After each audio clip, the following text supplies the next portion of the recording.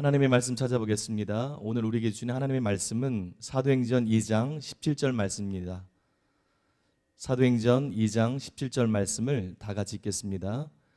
하나님이 말씀하시기를 말세에 내가 내 영을 모든 육체에 부어주리니 너희의 자녀들은 예언할 것이요 너희의 젊은이들은 환상을 보고 너희의 늙은이들은 꿈을 꾸리라. 아멘.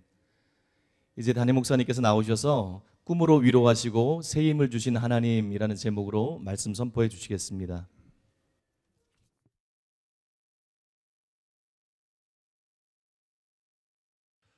제가 3주 만에 여러분들을 뵙는 것 같은데 본래 오늘 대전에 가서 설교를 했어야 되는데 이 대전에 이제 대면 예배가 금지됐기 때문에 이제 서울에서 예배를 지금 인도할 수밖에 없는데요. 제가 대전에 가면 대전에 수고하는 성도님들이 참 많지만 그 중에 한 분에게 지난주 제가 산행을 갔는데 그 참쌀이 버섯이라고 아는지 모르겠는데 그 탐색 산행을 갔는데 참쌀이 버섯 탐색을 하다가 생각지 않은 산삼을 하나 캤어요. 그래서 사고산삼인데 큰 거는 아닌데 씨종은 좀 괜찮은 건데 그걸 좀 드리고 위로해야 되겠다. 그리고 설교를 해야 되겠다. 그랬는데 불발이 됐어요. 그래서 그 산삼을 그렇다고 다시 내가 먹을 수는 없고 이게 지금 코로나가 나이 든 분들한테 굉장히 위험하다고 얘기를 들어서 상징적으로 우리 오양자 권사님한테 큰 거는 아니지만 사고산삼을 드리려고 그래요. 여기 가져왔는데 이따가 전달해 드리겠습니다. 카메라가 고정이 돼 있어가지고 절대 딴소리 안 하고 이따가 드리겠습니다. 자, 오늘은 사도행전 2장 17절에 있는 말씀을 가지고 꿈으로 위로하시고 새 힘을 주신 하나님, 이런 제목으로 하나님의 말씀을 전하겠습니다. 사람이 살다 보면 어려운 일들을 겪게 되죠. 최근에 제가 심적으로 아주 어려운 일이 있었어요. 굉장히 제 개인적으로는 심적으로는 어려운 일을 겪었는데 그래서 마음이 많이 낙심이 됐어요. 그럴 가능성은 별로 없지만 내가 계속 목회를 할 수 있을까? 계속 설교를 할 수 있을까 싶은 생각이 들 정도로 제 마음에는 굉장히 그게 참 힘들었어요. 힘들고 낙심이 됐는데 그렇게 지내고 있는데 지난 8월 11일 날 제가 오전에 잠에서 깨어나기 전에 꿈을 꿨어요. 오늘 본문에 보면 늙은이들은 꿈을 꾸리라 그랬는데 제가 17살 때 청소년 때 요셉처럼 제 부르심에 대한 두 가지 꿈을 꿨는데 그 이후로 하나님께서 제 일생 내내 환상을 한 번도 안 보여주시고 산삼 캐러 갈 때만 심상처럼 산삼이 보이고 이제 시기에 맞게 이렇게 꿈으로 항상 저를 인도하셨어요. 꿈으로 항상 저를 인도하셨는데 이번에도 참 하나님께서 꿈으로 저에게 말씀을 했어요. 꿈에 보니까는 우리 교회에서 오래간만에 해외 강세를 초청을 해가지고 집회가 열렸어요. 그래서 몇몇 유명한 제가 아는 그런 외국 목사님들도 이렇게 참석을 해 있더라고요. 집회를 마치고 식사 시간이 됐는데 예수전도단의 설립자인 로렌 커닝햄 목사님이 들어오셨어요. 귀한 분이죠. 그리고 저를 보더니 타교에서 거기 집회 참석자원 많은 목회자들과 성도들이 보는 앞에서 저에게 공개적으로 예언을 하기 시작했어요. 이렇게 예언했습니다. 많은 사람들이 저마다 성경을 연구하고 해석하고는 그 해석이 맞다고 생각합니다. 그러나 그들의 해석이 정확하게 맞는 것은 아닙니다. 그러나 목사님에게는 진정으로 바울의 기름 부음이 임해 있습니다. 그래서 목사님의 성경 해석은 진짜 정확하고 옳은 것입니다. 이것은 많은 이들과 구별되는 참으로 특별한 것입니다. 하나님께서 목사님에게 정확한 성경 해석을 통해 주시는 참 진리는 많은 곳에서 열매를 맺게 될 것입니다. 이렇게 예언을 했어요. 여기까지 말하고 난 다음에 저에게 질문을 했습니다. 현재 그 진리들이 한국뿐만이 아니라 전 세계로 얼마나 퍼져나가서 열매를 맺고 있습니까? 그렇게 나에게 물었어요. 저는 누명 때문에 국내도 그렇고 해외에도 널리 퍼져나가지 못하고 있고 만족할 만한 상태가 아니다. 그렇게 대답을 했습니다. 그 말을 듣고 난 다음에 로렌 커닝햄 목사님이 계속 예언을 하기 시작했어요. 현재 예수전도단에서 하고 있는 한 프로젝트의 슬로건이 열방을 겨냥하고 있는 것인데 그 슬로건이 바로 목사님의 것입니다. 목사님에게 그대로 적용이 될 것입니다. 하나님께서 목사님에게 깨닫게 해주신 성경적인 정확한 진리들은 반드시 열방으로 퍼져나가고 세계 곳곳에서 풍성한 열매를 맺게 될 것입니다. 이런 예언이었어요. 제가 이 꿈에서 깨어난 직후에 보통 영적인 꿈은 꿈이 끝나면서 바로 대개는 깨어납니다. 이제 꿈에서 깨어난 직후에 저는 왜 나하고 별도 상관도 없는 로렌 커닝햄 목사님이 내 꿈에 나타났지? 그렇게 생각했어요. 그리고 즉각 영으로 알 수 있었어요. 그거는 상징성 때문이다. 상징성 때문에 나하고는 별 관계없는 로렌 커닝햄 목사님이 내 꿈에 나타난 것이다. 하나님 정말 당신이십니까? 이 로렌 커닝햄의 대표적인 책입니다. 하나님 정말 당신이십니까? 여러분, 이 책 제목이 말해주는 것처럼 예수전도단은 하나님의 음성을 듣는 것으로 전 세계적으로 정평이 나 있는 그런 선교단체입니다. 따라서 로렌 커닝햄 목사님이 꿈에 나타나서 예언한 것은 그 예언이 정확한 것이고 그 예언이 반드시 이루어질 것이다.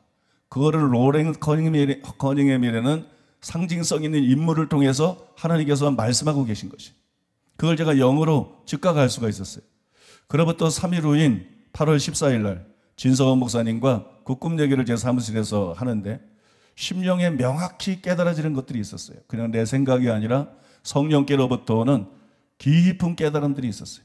그 다음에 그 깨달음들이 제 영에 깊이 공명이 됐어요. 듣는 사람들도 마찬가지고 굉장히 공명이 됐어요. 그리고 이거를 성도님들하고 나누는 것이 필요하다. 그렇게 느꼈습니다. 그래서 오늘은 그것을 여러분들하고 나누는 특별한 시간을 좀 가져보려고 합니다. 저는 요즘 성경과 씨름하고 연구하면서 매일매일을 보내고 있습니다. 하나님의 은혜로 전에는 상상도 하지 못한 경이로운 차원에서 제가 이런 말을 너무 많이 써서 여러분들이 이제 식상이 됐을 거예요. 근데 저는 목회자고 설교자고 말씀 연사를 받은 사람이고 동서고금의 기독교 서적을 두루 탐독한 사람이고 학자들의 책도 많이 읽고 계속 읽고 연구하고 있는 사람이고 그런 제가 이런 말을 거의 안 씁니다. 그런 제가 이런 말을 쉽게 쓰거나 뭐 그렇게 상습적으로 쓰지 않습니다. 그런데 제가 거듭 그런 말을 하고 있는 이유는 정말 초자연적인 경청동지할 무슨 일이 일어나고 있다는 거예요. 정말 말로 표현하기 어려운 놀라운 일들이 일어나고 있다는 거예요. 그래서 계속 그런 말들을 쓰는 거예요. 경이롭다는 말들. 근데 그게 뭐 한 번 제가 카페에 몇 번 글을 올렸습니다만 그거는 주기적으로 올린 것이지 그게 한 번, 두 번 이게 아니라 거의 일상적이에요. 거의 일상적으로 그런 놀라운 깨달음들을 경험하고 있어요. 이런 특별한 경험을 통해서 저는 내가 과거에 성경에 얼마나 무식했는지 내가 성경에 얼마나 무식하고 무지했는지 그 내가 목사로서 지금까지 살아오면서 얼마나 성경 연구를 등한히 했는지 나는 나름대로 열심히 했다고 생각했는데 내가 정말 성경을 어떻게 연구하는지 방법들도 누가 나에게 가르쳐준 신학자나 목사나 멘토가 없었어요. 그래서 성경을 어떻게 연구해야 되는지 방법도 나는 제대로 몰랐어요. 제대로 몰랐고 그래서 너무 내가 게으른 삶을 살았구나. 너무 태만한 삶을 살았구나. 그런 여러분 자책감 또 하나님 앞에서 죄송스럽고 회개하는 마음 그런 부끄러운 마음 그런 마음들을 갖게 되었어요. 진리를 옳게 분별하고 성경을 바르게 해석하는 것은 목회자의 가장 중요한 임무 중에 하나입니다. 디모데후서 2장 15절 너는 진리의 말씀을 옳게 분별하며 부끄러울 것이 없는 일꾼으로 인정된 자로 자신을 하나님 앞에 드리기를 힘쓰라. 여러분 그 중요성은 말로 다 할 수가 없어요. 쉬운 예를 하나 들어서 설명해 보겠습니다. 성령께서 제게 주신 말씀들을 뭐 그대로 이렇게 지금 정리해서 말씀드리는 건데 자동차 정비사 있잖아요. 자동차 정비사. 자동차 정비사들은 자동차를 다루죠. 그래서 차를 정비하려면 아무나 못해요. 제가 할 수 있나요? 여러분이 할 수 있어요? 못합니다. 자동차 정비사는 이 자동차를 정비하려면 전문적인 지식이 있어야 돼요. 전문적인 지식이 있어야 되고 기술이 있어야 돼요. 그렇지 않으면 차를 제대로 수리할 수 없고 여러분 큰 사고가 일어날 수 있습니다. 그래서 자동차 정비사는 자격증만 갖고 되는 게 아니에요. 뭐 가게만 오픈한다고 되는 게 아니에요. 반드시 자동차에 대한 전문적인 지식과 실력이 있어야만 된다는 거예요. 그런데 자동차 정비사는 자동차를 다루는데 자동차보다 훨씬 중요한 게 뭐예요? 사람의 몸입니다. 자동차를 타고 다니는 사람의 몸이에요. 사람의 몸이 훨씬 중요해요. 이 의사는 자동차보다 훨씬 중요한 사람의 몸을 다루죠. 그래서 의사는 아무나 못해요. 아무나 못됩니다. 그죠? 뭐 자동차 정비사나 다른 많은 직업들은 사람들이 자기가 원하면 될 수 있어요. 근데 의사는 원한다고 되는 게 아니에요. 의사는 공부를 잘해야 돼요. 그죠? 뭐 인서울 들어가는 것도 어려운데 의대에 들어가는 건 엄청 어렵죠. 그죠? 하늘의 별 따기. 나 같은 사람한테는 불가능한 일이에요. 불가능한 일인데 의사는 공부를 잘해야 돼. 잘해야 의대에 들어갈 수 있고 의사가 될 수 있어요. 의사가 하는 일이 그만큼 중요하기 때문에 아무에게나 맡길 수가 없다는 거예요. 만약 의사가 실력이 없다면 어떻게 되겠어요? 극단적인 예로 배를 갈라놨는데 배를 다 열어놨는데 실력이 없어서 의사가 막 허둥지둥대고 어찌할 바를 모른다. 이거 끔찍한 일 아니에요? 그러니까 의사는 반드시 자격증만 있는 게 아니라 의사는 반드시 전문적인 실력을 갖추고 있어야 됩니다. 그런데 몸을 다루는 것보다 7배나 더 중요한 것이 훨씬 더 중요한 것이 사람의 영혼을 다루는 거예요. 사람의 영혼을 다루는 거예요. 육신과 영혼의 가치는 비교할 수가 없어요. 그런데 그렇게 귀한 영혼을 다루는 게 뭐냐? 목사라는 거예요. 그렇게 귀한 영혼을 다루는 게 목사다. 그러니까 목사는 내가 신학교 나와서 목사 안수 받았다. 이건 아무 의미가 없어요. 나는 목사다. 내가 목회 몇 년 했다. 이건 아무 의미가 없어요. 목사는 무조건 실력이 있어야 돼. 목사는 의사보다도 더 전문적인 직종이에요. 의사는 머리 좋으면 돼. 목사는 머리 좋아도 못 돼. 머리 나빠도 될 수 있지만 머리 좋아도 못 돼. 진짜 목사는 하나님이 선택해야만 돼. 진짜 목사는 하나님이 선택해야만 되고 인간의 지혜와 능력이 아니라 하나님이 은사와 은혜를 부어주셔야만 돼요. 믿습니까? 여러분 목사라는 것은 전문직 중에 전문직종이에요. 전문직 중에서도 전문직이에요. 목사는 여러분 이 세상에서 최고로 실력이 요구되는 직업이 때문에 뭐냐? 그게 바로 목사입니다. 목사에게 여러분 최고로 실력이 요구되는 거예요. 당연한 말이지만 목사들이 갖춰야 될 실력은 성경을 바르게 해석해서 가르치는 것이에요. 바르게 해석해서. 근데 현실은 어떻습니까? 미안한 말이지만 목사들이 거의 대부분 돌팔이들입니다. 저는 서슴없이 그렇게 말합니다. 목사들이 거의 대부분 돌팔이다.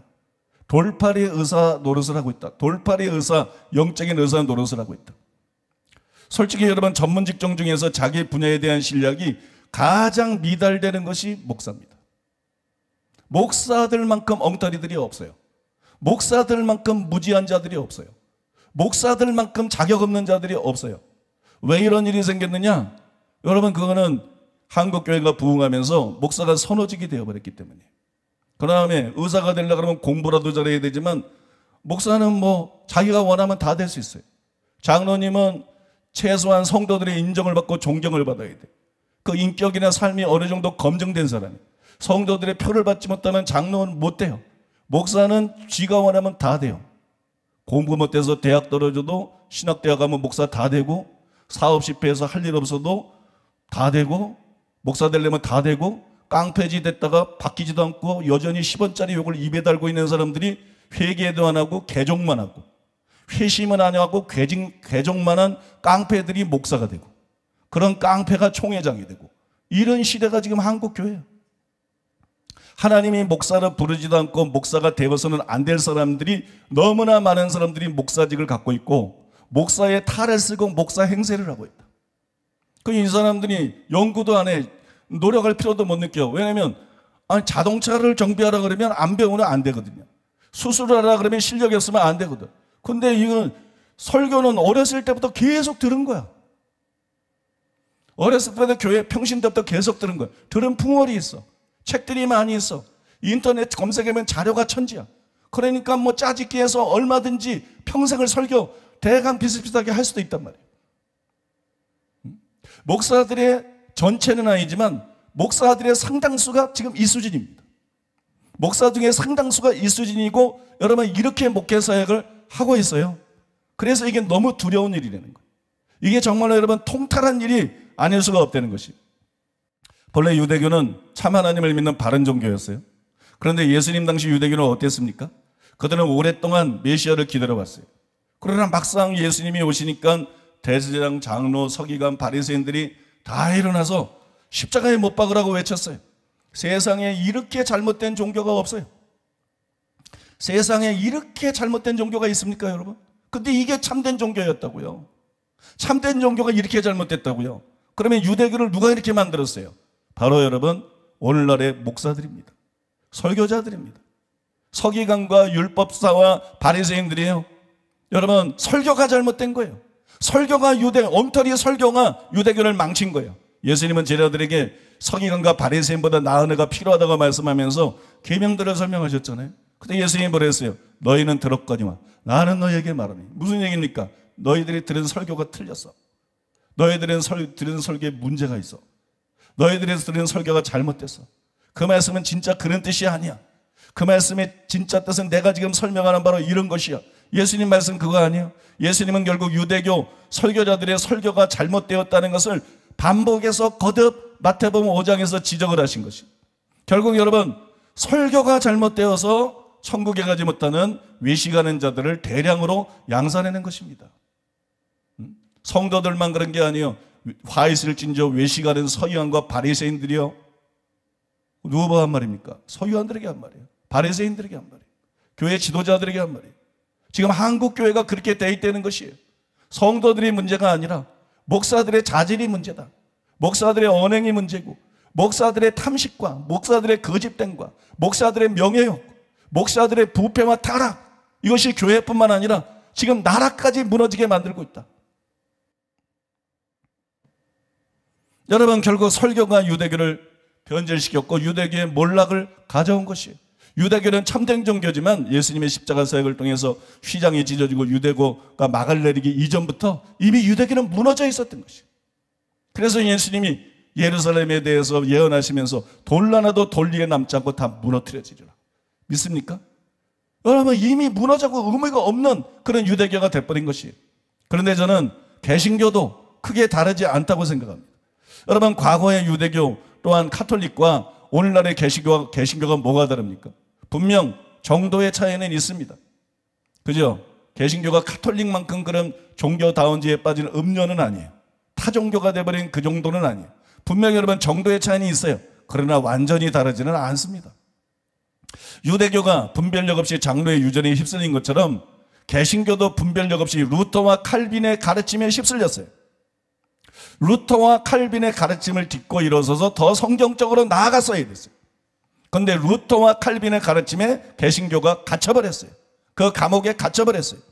유대교는 장로교의 유전에, 개신교는 장로교의 교리에 미혹이 되었습니다. 그 결과 구원파가 다름없게 되었어요. 불신자도 못한 그런 인격의 목사들이 너무나 많이 생겨났다는 것이. 기독교 교리만 어설프게 알 뿐이지 변화가 안 됐고 마음이나 삶의 목표가 불신자보다도 못한 그런 목사들이 무수한 것이 지금 한국교회다. 지금 그렇게 돼버렸다. 구원파가 다른 거 없게 돼버렸어요. 그래서 여러분 얼마나 심각하게 지금 한국교회가 무너져 있습니까? 우리나라에 세계 최대교도 있고 세계적인 교회들도 수없이 많이 있는데 마치 교회가 없는 것 같아. 나라가 돌아가는 걸 보면, 국민들을 보면 마치 교회가 없는 것 같아. 그죠? 이 나라는 지금 어디보다도 혼란스럽고 어디보다도 어두워. 마치 교회가 없는 것 같아요. 우리나라뿐만 아니라 전 세계적으로 개신교는 병들었습니다. 힘을 잃어버렸어요. 쓰러져 가고 있어요. 전 세계의 개신교가 침체기입니다. 여러분, 전 세계를 둘러보십시오. 어디서도 강력한 부흥이 일어나는 곳이 없습니다. 간헐적으로 일부가 있을 뿐이지 전 세계적으로 보면 전 세계의 개신교는 분명히 침체기입니다. 침체가 아닙니다. 퇴보하고 있습니다. 퇴보하고 있어요. 이 모든 것이 결국 개신교 안에 장로의 유전이 가득하고 설교가 잘못되어서, 설교자가 잘못돼서, 목사가 잘못돼서, 설교가 잘못되어서 타락하고 부패했기 때문이에요. 그래서 여러분 일어나고 있는 일이에요.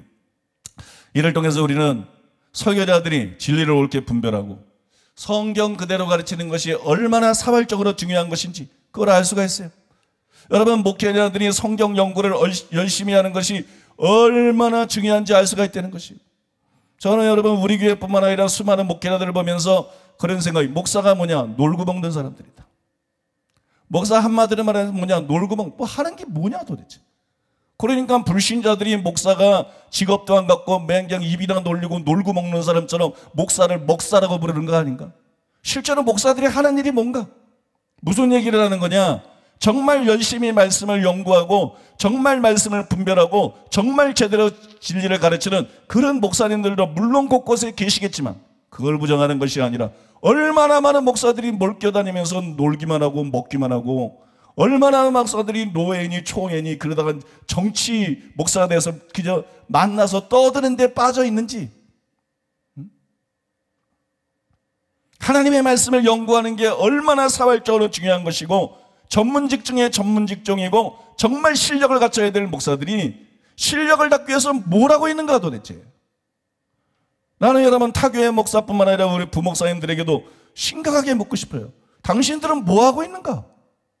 당신들이 도대체 하는 일이 뭐냐? 도대체 뭐 하고 살고 있는 거냐? 뭐 하고 살면서 월급을 받고 있는 것이냐? 하나님의 말씀을 가르쳐야 될 목사들이 정말 성경을 얼마나 읽고 정말 책을 얼마나 읽고 정말 말씀과 얼마나 씨름하고 정말 얼마나 말씀을 제대로 갖추고 있느냐? 내가요 목사님들을 만나가지고 성경에 대해서 물어보면 대답하는 이들이 없어요. 율법이 폐해졌다는 게 무슨 의미냐? 기본적인 것부터 물어보면 옳게 대답하는 사람을 지금까지 단 한 사람도 본 적이 없어요. 대답을 못해요. 아니면 다 엉터리 대답이에요. 그래서 제가 물어봐요. 당신 목사 아니냐? 응? 성도가 물어보면 어떻게 하려고 그러냐? 성도가 물어보면 어떻게 하려고? 목사가 돼버렸어요. 여러분 들은 풍어로 설교할 수 있는 게 아니에요. 가장 무거운 책임이에요. 가장 전문직 중에 전문직이에요. 그러면 여러분 목사야말로 의사보다도 공부하고, 의사들이 얼마나 세미나 계속 다면서 계속 평생을 공부하죠. 목사는 평생 공부해야 돼. 목사, 교수가 공부하는 거 아니야. 교수는 학생들이 맨날 바뀌니까 공부 덜해도 티가 안 나요. 목사는 학생들이 안 바뀌어. 바뀌어도 안 되죠. 바뀌어도 안 되죠. 그래서 그러면 평생 공부해야 되는 거는 목사인데 그냥 뭐 주일 설교나 하고 그냥 신방이나 하고 그냥 새벽 기도 안 하고 나머지 팡팡 노는 니들이 목사냐? 어? 니들이 목사냐? 니들이 진짜 월급 받을 자격이 있느냐? 니들이 정말 목사로서 전문성이 있느냐? 목사라는 직분뿐이지 정말 목사로서 전문성을 갖추고 있느냐? 저는 여러분 묻지 않을 수가 없어요. 대한민국의 모든 목사들에게, 전 세계의 모든 목사들에게 도전하면서 묻지 않을 수가 없어요. 도대체 전문성을 너의 설교에서 찾아볼 수 있느냐? 분별이라는 것을 너희 속에서 찾아볼 수 있느냐? 성경에 대한 바른 이해라는 것을 너희 속에서 찾아볼 수가 있느냐? 너희가 과연 영혼들을 가르칠 자격이 있느냐? 너희가 과연 영혼들을 제대로 준비할 자격이 있느냐? 너희가 과연 지도자냐? 여러분 대부분 아니라는 거예요. 한둘이 아니고 대부분 아니라는 것입니다. 그러면 설교자들이 진리를 옳게 분별하고 성경을 그대로 가르치려면 어떻게 해야 될까요? 신학생 시절 때 제가 참 좋아했던 말이 있어요. 예수님께서 인도의 성자 썬다스에게 하신 말씀입니다. 성경을 이해하는 데는 히브리어나 헬라어가 필요한 것이 아니요, 그것을 쓴 선지자와 사도들 중에 임하였던 성령과 친히 교제하는 것이 필요하다. 의심할 것 없이 성경의 의미는 영적이다. 학자든지 아니든지 유식 무식을 물론하고 다만 영으로 거듭난 자만이 잘 이해할 수가 있다. 왜냐하면 그것은 모국어인 성령의 감동으로 쓰여졌기 때문이다. 그러므로 이 세상의 지혜만으로는 이해할 수 없는 것인 줄 알라. 그들은 성령과 전혀 교제하지 않는 까닭이다. 저는 이 말에 깊은 동감을 느꼈어요. 공감을 느꼈는데, 왜냐하면 원어를 잘하는 신학자들이 진리를 옳게 분별하지를 못하고, 강해석이라도 마찬가지예요. 초대형께 유명한 강해석이라들 내노라는 마찬가지예요. 여러분 원어를 잘하는 신학자들이나 또 이제 공부 열심히 한 때는 강해석이라들이 진리를 옳게 분별하지를 못하고 결국 교리의 시녀 역할만 하더라고. 교리의 나팔수, 그죠? 교리의 시녀 역할만 하는 거를 너무 많이 보았어요. 그래서 저는 이스라엘 백성들은 히브리어가 모국어였지만 그런데도 히브리어 성경 읽으면서, 구약 성경 읽으면서 미시아가 왔는데 예수님 십자가에 못 박아 죽지 않았느냐. 히브리어로 성경을 읽을 때는 게 그들에게 무슨 도움이 됩니까? 그 다음에 그러니 히브리어나 헬라어를 아는 게 중요한 게 아니다. 성령님을 의지해야 된다. 진리의 영이신 성령님을 의지해야 되고 성령의 가르침을 반드시 받아야 된다. 이렇게 오래도록 신학생 때부터 그보다도 어렸을 때부터 고등학생 때부터 저는 이걸 강변해 왔어요. 물론 여러분 이 안에도 분명한 진리가 있습니다. 진리의 영이신 성령님을 의지해야 사람의 계명인 교리를 분별할 수 있어요. 가말리엘도 분별을 못해. 최고의 석각 바울도 분별을 못해. 그냥 인간의 지식으로는 신학자라고 되는 게 아니고 박사라고 되는 게 아니고 유명한 강교 설교자 그거 다 헛똑똑이들이야. 그런 거 가지고 되는 거 아니에요. 성령이 함께하신 예수님, 성령이 함께한 선지자들, 세례 요한, 그죠? 성령이 함께한 12제자, 사도 바울 이런 사람들만 진리를 옳게 분별했어요. 그 당시 장로의 유전에 넘어가지 않고 그러니까 교리에 넘어가지 않고 교리에 흡수되지 않고 제대로 진리를 분별했어요. 여러분 성령님을 의지해야만 사람의 계명인 교리를 분별할 수 있고 방향을 바르게 잡을 수가 있어요. 오직 성령님만이 우리를 진리 가운데로 인도할 수가 있기 때문이에요. 요한복음 16장 13절 그러나 진리의 성령이 오시면 그가 너희를 모든 진리 가운데로 인도하시리니. 요한일서 2장 27절 너희는 주께 받은 바 기름 부음이 너희 안에 거하나니 아무도 너희를 가르칠 필요가 없고 오직 그의 기름 부음이 모든 것을 너희에게 가르치며 또 참되고 거짓이 없으니 너희를 가르치신 그대로 주 안에 거하라. 여러분 그런데 이것은 성경 연구의 알파입니다. 이거는 성경 연구의 알파지 이건 성경 연구의 오메가가 아니에요. 그러면 성경 연구의 오메가는 뭐냐? 원어를 보는 거예요. 성경 연구의 오메가는 원어를 보는 거. 그 다음에 학자들이 쓴 전문적인 주석들을 탐구하고 탐독하고 연구하는 거예요. 그러면서 단순히 학자들을 의지하는 게 아니라 성령님을 의지하는 거예요. 계속해서 성령님을 의지하는 거예요. 이것이 여러분 성경 연구의 오메가예요. 저는 그동안 성경 열심히 읽고 광범위한 독서를 또 하고 하나님이 주신 지혜를 총동원해서 성경을 해석하고 설교해 왔어요. 그러나 그런 것들은 방향이 바른 것이지 세부적으로 다 정확한 것은 아니었어요. 방향은 바른 것이었어요. 그러나 세부적으로는 부족한 것, 부정확했던 것들이 자꾸 드러나고 있어요. 성경을 깨달으면 깨달을수록 부정했던 것들이 계속 드러나고 있죠. 그럴 수밖에 없는 것이 성경을 연구하다 보면 접속사 하나 때문에 모든 해석이 다 뒤집어집니다. 접속사 하나 때문에 모든 해석이 다 무효가 돼버려요. 무효가 돼버리는데 제가 이렇게 그냥 일방적으로 얘기만 하면 여러분들이 이해를 못할 수 있으니까 구체적인 예를 한 가지 정도, 제가 원고에 없는 내용이지만 구체적인 예를 한 가지만 제가 드리겠습니다. 갈라디아서 6장 4절입니다. 갈라디아 6장 4절에 보면 이런 말씀이 있어요. 각각 자기의 일을 살피라. 그러면 자랑할 것이 자기에게는 있어도 남에게는 있지 아니하리니. 이런 말씀. 수수께끼 같은 말씀이죠. 각각 자기의 일을 살펴라. 그래야만 자랑할 것이 자기에게는 있어도 남에게는 있지 아니하리니. 이게 도대체 무슨 얘기인가? 자랑을 하라는 거야, 말하는 거야. 이게 한국말이야, 외계인에 오나요? 외계인에 오나요? 도저히 알 수가 없어요. 이게 무슨 말이냐면은 요거를 원어를 분석해 보면 문맥에도 그게 드러나 있어요. 문맥을 통해서도 캐치할 수 있고 원어를 세밀하게 연구하면 캐치할 수 있는데 4절은 무슨 얘기냐면 자랑의 근거에 대한 말씀이에요. 이걸 모르면 이게 이해가 안 가요. 무슨 얘기를 하고 있는지. 자랑의 근거. 각각 자기 일을 살피라. 자기를 살펴라. 그래야면 자랑할 것이 자기에게는 있어도 남에게는 있지 아니하리니. 자랑할 근거가 자신에게 있어야 된다. 자랑할 근거가 남에게 있으면 안 된다. 이게 무슨 얘기냐? 여러분 1절에 보면 이렇게 말했잖아요. 형제들아 사람의 만일 무슨 범죄한 일이 드러나거든 신령한 너희는 온유한 심령으로 그러한 자를 바로잡고 너 자신을 살펴보아 너도 시험을 받을까 두려워하라. 이랬어요. 어떤 형제가 범죄를 했어요. 그죠? 그래서 그런 사람을 온유한 심령으로 바로잡으라고 말하고 있어요. 그래서 이 말씀이 나오는 거예요. 어떤 형제들이 범죄한 것을 보고 우리가 착각하는 거예요. 아, 저 사람은 저런 죄를 졌는데 나는 그런 죄를 짓지 않았어. 나는 그런 죄를 짓지는 않았어. 나는 그들하고는 달라. 요게 바리새인이에요. 바리새인이 세리하게 돼서 그래서 나는 저 세리와 같지 않고 나는 그들처럼 안 했어. 나는 저 창기와 같지 않은 것을 감사하나이다. 아, 나는 저 세리 같지는 않아. 나는 저 창기 같지는 않아. 우린 또 이렇게 말할 수 있어. 아, 나는 저 서기관들 같지는 않아. 나는 저 바리새인들 같지는 않아. 또 우리 이렇게 말할 수 있어. 나는 저 정치 목사 같지는 않아. 아, 나는 저런 목사들하고는 달라. 그게 무슨 의미가 있냐 이거예요. 그게 무슨 의미가 있냐. 어떻게 그런 걸 가지고 무식하게 자랑할 수 있느냐. 그게 무슨 자랑의 근거가 되느냐. 네가 남보다 더 낫다는 게 무슨 의미가 있느냐. 네가 남이 저지르는 그런 죄를 안 줬고 너는 그런 죄까지 지은 사람이 아니라는 것이 하나님 앞에서 무슨 의미가 있느냐. 네 자신이 하나님 앞에서 바라야 되는 것이지 남이 지은 죄를 안 지었다 그래가지고 네가 바란 것이 아니다. 그러니까 너를 살필 때 왜 자꾸 남과 비교해서 살피느냐. 자랑의 근거는 남에게 있는 게 아니다. 자랑의 근거는 너에게 있어야 된다. 네 자신이 하나님 앞에서 네 자신이 말씀 앞에서 바르게 살아야 자랑할 수 있는 것이지. 믿습니까? 자랑하려는 게 아니고 이 사람들이 그렇게 하면서 바리새인처럼 자랑했기 때문에 그 용어를 쓰는 것입니다. 자랑하라는 의미는 아니에요. 자랑의 근거가 나에게 있어야 된다.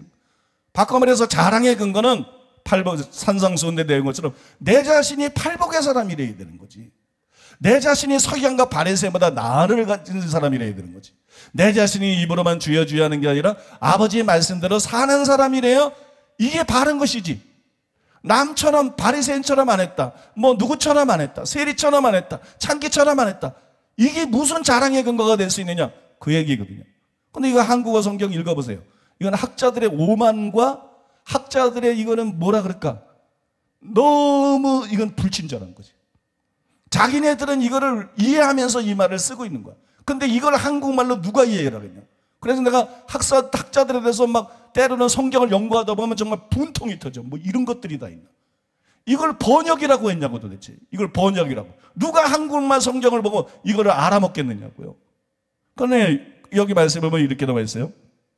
각각 자기 일을 살펴라. 그래야면 자랑할 것이 자기에게는 있어도 남에게는 있지 아니하리니. 그 다음에 각각 자기의 짐을 질 것이라. 그럼 각각 자기의 짐을 질 거라는 건 또 무슨 얘기죠?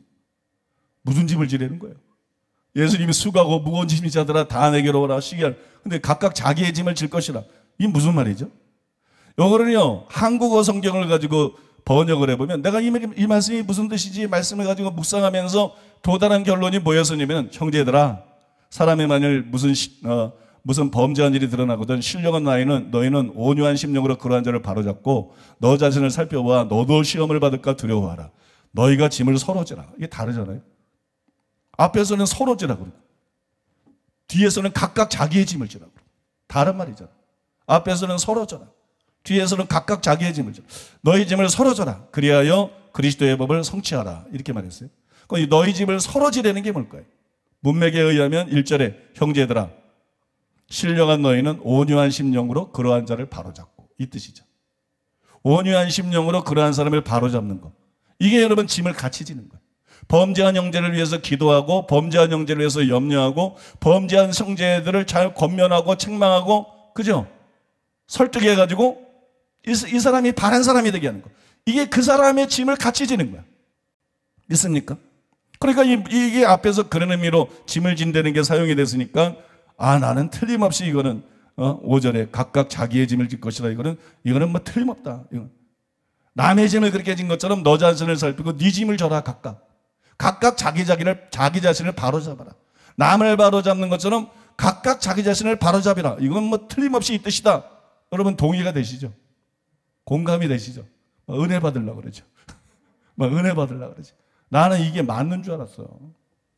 내가 하나의 예를 들은 거예요. 맞는 줄 알았는데 이게 잘못된 해석이야.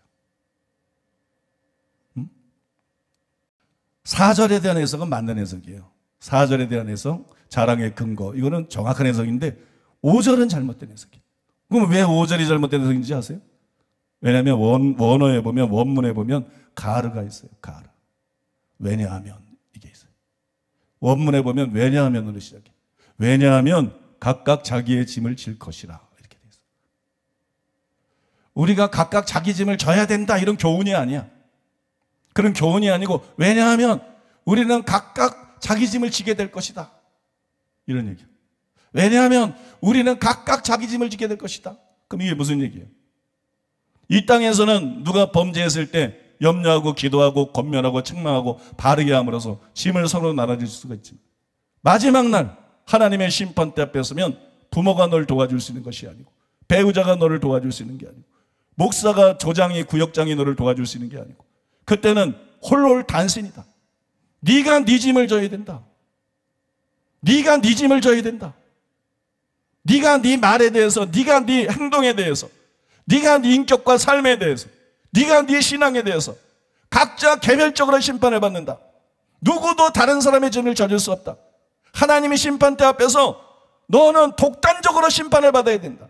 너의 모든 것에 대해서 네 자신이 책임을 져야 된다. 그런데 왜 다른 사람하고 비교하느냐, 이런 얘기예요. 하나님의 심판대 앞에서 독단적으로 절대적인 기준에 의해서 심판을 받는데, 다른 범죄한 사람의 그 죄를 내가 안 졌다. 그게 무슨 상관이냐? 네 자신이 하나님 앞에 바라야 되는 거지. 네 자신을 철저하게 말씀으로 살피고 말씀으로 실천하신 하나님 앞에 그 말씀대로 행함으로써 네 자신이 바른 사람이 되어야 되는 거지. 그런 뜻이거든요.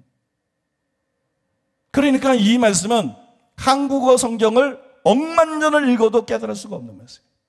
4절도 개떡같이 번역을 해놨고 5절은 접속사를 아예 생략해서 번역도 안 해놨고, 이게 성경은 성경을 억만 번 읽고 영원히 읽어도 이해할 수 없는 성경이에요. 이런 짓들을 벌여놨다는 말이에요. 내가 하나의 예를 드는 거예요. 로마서 8장 1절이야 4절도 마찬가지고 무수한 것들이 그래. 무수한 것들. 접속사 빼먹는 것은 한국어 성경의 주특기야. 완전히 주특기. 전문가야. 여러분, 요 왜냐하면이라는 접속사 하나가 해석을 완전히 바꿔놓잖아요. 해석을 완전히 바꿔놔요. 그래서 성경 열심히 읽는 거 그거 가지고 안 된다는 거예요. 광범위한 독서하는 거 그거 가지고 안 된다는 거예요. 하나님의 신 지혜를 총동원해서 성령의 은사로 말씀을 해서 그거 가지고 안 된다는 거예요. 그거는 한계가 명백화 되는 거예요. 그거 가지고 안 된다는 거예요. 접속사 하나 때문에 모든 해석이 다 달라질 수가 있기 때문에, 뒤집어질 수가 있기 때문에. 그런데 여러분, 원문에 있는 접속사가 한국어 성경에 번역이 안 된 것이 한두 개가 아니에요. 그래서 번역본만으로는 성경을 바르게 해석하는 것이 불가능합니다. 반드시 원어를 살펴야 돼. 아주 저는 이제 원어를 살피는 게 습관이 됐어요. 원어를 살펴야 돼. 원어에 주목해야 돼. 그래서 신학박사 학위에 원어를 습득하는 것이 필수적으로 요구가 되는 거예요. 원어를 모르는데 어떻게 성경을 연구할 수 있느냐. 그래서 여러분, 그게 필수적으로 요구가 되는 거예요. 또 한국어 성경에 얼마나 많은 절들의 번역이 엉터리인지 몰라요. 얼마나 엉터리인지 모르는데 한국어 성경만 읽으면 영원히 그 의미를 옳게 파악할 수가 없고 도리어 오해할 수밖에 만드는, 오해하게 만드는 그런 번역들이 너무나 많은데, 그래서 한국어 성경만 열심히 읽고 성경을 연구한다는 것은 무식하기 짝이 없는 거예요. 옛날에 스미스 위글스워스가 성경 한 권의 생각, 이게 무식한 거야. 스미스 위글스워스의 영성이 뛰어난 거지. 한국에도 유명한 목사님 중에 그런 사람이 있어요. 이건 무식한 거야, 한마디로 말해서. 영성이 뛰어난 거지 무식하기 짝이 없는 거야. 성경 한 권만 읽는다, 이건 무식한 거예요. 성경 한 권만 읽어서 알 수 있는 분은 하나님밖에 없어. 성경 한 권만 읽고, 여러분 성경 저자들도 번역본 갖고 읽으라면 바울도 헷갈려. 바울도 헷갈려. 자기가 그렇게 안 썼기 때문에. 바울도 틀려버려. 그러니까 성경책 한 권에서는 멋있죠. 근데 그거는 영성이 뛰어난 것이 무식한 것이다. 무지해서 그런 소리를 하는 것이다. 무지해서 그런 소리를 하는 것이다. 그런데도 여러분, 그 무지한 사람 중에 하나가 저였어요. 그 무지한 사람 중에 하나가 저였어요. 과거에 저는 그냥 성경 열심히 읽고 독서 열심히 하고 성령님 의지하고 성령님이 가르침을 따르면 성경을 바르게 이해할 수 있다고 믿었어요. 제가 무식했기 때문에 성경 연구의 기본도 몰랐어요. 누가 그거를 나에게 신뢰할 수 있게 가르쳐 줄 수 있는 사람도 없었고 성경 연구의 기본도 몰랐어요. 그래서 저는 당시 제가 실력이 없다는 것도 몰랐어요. 지옥에 가는 크리스천들을 쓸 때 내가 얼마나 실력이 없었는지, 다이아몬드 같은 진리라는 설교를 할 때 내가 얼마나 실력이 없었는지, 내가 성도들의 은혜를 끼치는 지난 세월 동안 설교해 왔을 때 내가 얼마나 실력이 없었는지, 내가 얼마나 사실상한 성경에 무지했는지, 하나님의 은혜로 성령을 의지했기 때문에 성령이 진리 가운데 인도하셔서 방향만 바르게 잡은 거야. 방향만 바르게 잡고 설교한 것인지, 얼마나 내가 무식했는지, 얼마나 내가 실력이 없었는지 그것도 몰랐어요. 또한 성경을 많이 읽고 성경에 익숙해져서 개인 관주를 만들 수 있다 하더라도, 관주가 있잖아요. 그거죠. 개인적으로 관주를 만들 수 있는 그런 수준이 된다 할지라도 사람은 컴퓨터가 아니에요. 모든 구절을 다 알고 있는 것이 아니에요. 그냥 많이 알고 있는 거지. 각 구절과 관련있는 신구약의 모든 구절들을 다 알고 있는 것이 아니라는 것이. 그런데 여러분, 그런 구절들이 해석을 좌우할 때가 많아요. 어떤 한 구절이 해석을 좌우할 때가 굉장히 많더라고. 그 구절을 알면 이 구절의 의미를 바르게 파악할 수 있는데 그 구절을 모르기 때문에 요거를 오해하게 되는 경우가 굉장히 많더라고요, 여러분. 굉장히 많아요. 이것은 전문적인 학자들이 쓴 주석들을 읽어야 될 또 하나의 중요한 이유가 되는 것입니다. 학자들은 그 구절과 관련있는 성경 구절들을 전부 다 열거합니다. 왜 그러느냐? 그 사람들이 실력이 있어서가 아니야. 책들을 읽으면서 다 주워 모았기 때문에 이 학자가 말하는 것, 저 학자가 말하는 것 책들을 읽으면서 다 주워 모았기 때문에 거의 대부분의 성경 구절들에 대해서 거론을 합니다. 그리고 그런 대부분의 성경 관련 있는 성경 구절들을 다 염두에 두고 해석에 들어간다는 거예요. 또 여러분, 설교자들처럼 자신이 깨닫고 감동받은 것만 가지고 설교하지 않고 다른 학자들의 책을 층층이 쌓아놓고 연구합니다. 저도 여러분, 제 책상에 최근에 책이 몇 개가 이렇게 덮어서 쌓여 있었냐면 한 300권이 쌓여 있었어. 300권. 책을 놓을 데가 없어. 책을 놓을 데가. 이 쌓아놓은 책에서 내가 책을 찾는 것도 힘들어. 무슨 책을 찾는 것도 힘들어. 그러다가 막 대거 정리를 해가지고 지금 한 100권밖에 안 엎어져 있어. 여러분, 설교라는 게 무슨 성경 하나 펼쳐놓고 하고 뭐 지가 읽은 뭐 찌라시 같은 책이나 몇 장 뭐 일반 설교집 뭐 영성운동 서적 이런 거 참고해서 하고 그럴 수 있는 것이 아니라는 것이에요. 굉장히 전문적인 작업이라는 거예요. 그래서 여러분, 저는 설교 한 편을 작성하기 위해서 책을 저는 항상 책이 쌓여있어, 내 책상에. 최소 100권 이상은 쌓여있어. 그걸 다 참고하는 거야. 다 읽는 거야. 근데 학자들이 바로 그런 식으로 연구를 하죠. 학자들은 혼자 연구하는 게 아니에요. 학자들을 보면 주가 계속 깨알처럼 달려있잖아요. 누구 말. 지 말처럼 하면서도 이게 누구 말이고, 어디서 따온 거. 그러니까 모든 책들이 이렇게 다 거기에 그 권에 관련된 모든 유명한 학자들의 유명한 주석이나 강해집이나 이런 것들을 전부 이렇게 쌓아놓고 연구를 한다고요. 그래서 각 구절을 해석할 때도 다양한 해석들을 읽고 비교하면서 뭐 장단점을 취합해가면서 치밀하게 연구를 한다고. 그냥 어설프게 연구를 해. 그런다고 맞는 건 아니에요. 그래도 막 틀린 해석이 많은데 아무튼 치밀하게 연구를 한다고. 그럼 뭐 비유를 들자 그러면 바벨탑을 쌓는 것 같아요. 바벨탑을 쌓는 것. 각 학자들의 해석과 견해와 뭐 이런 뭐 자료들을 통해서 이 성경 해석에 바벨탑을 쌓아왔다. 바벨탑처럼 그렇게 탑을 쌓아왔다. 그래서 여러분, 그들의 책이 가치가 있는 거예요. 그래서 여러분, 이 목사들은 학자들의 책을 읽어야 되는 거예요. 목사들은 뭐 자기가 성경만 읽었다, 자기가 기도만, 이게 다 교만이야. 주제를 모르는 교만이라고. 자기가 성경만 읽는다, 자기가 뭐 기도 많이 한다, 자기가 은사 받았다, 이게 다 필요하고 중요하지만 그거 가지고 안 된다는 것이에요. 학자들의 도움을 받아야 된다는 거예요. 전문적인 서적들의 도움을 받아야 된다는 거예요. 그걸 읽고 연구하고 취할 거를 취해야 된다는 거예요. 학자들의 해석이 다 맞는 거 아니에요? 근데 그 해석들이 학자들의 해석이 옳으냐 그러냐, 그건 중요하지 않아요. 그건 옳으냐 그러냐, 학자들의 맹점이 이거예요. 강해 설교자들의 맹점이 이거예요. 그게 옳은 줄 아는 거예요, 무조건. 그래서 거의 대부분 끌려가는 거. 그건 분별력이 없는 거예요. 여러분, 이게 해석들이 옳으냐 그러냐, 그런 거는 중요하지 않아요. 옳은 거는 취하면 돼요. 그죠? 옳은 거는 취해서 내 거를 삼으면 돼요. 그러나 옳지 않은 해석들 안에서도 성경 해석에 필요한 수많은 축적된 정보들이 있다는 거예요. 수많은 축적된 정보들.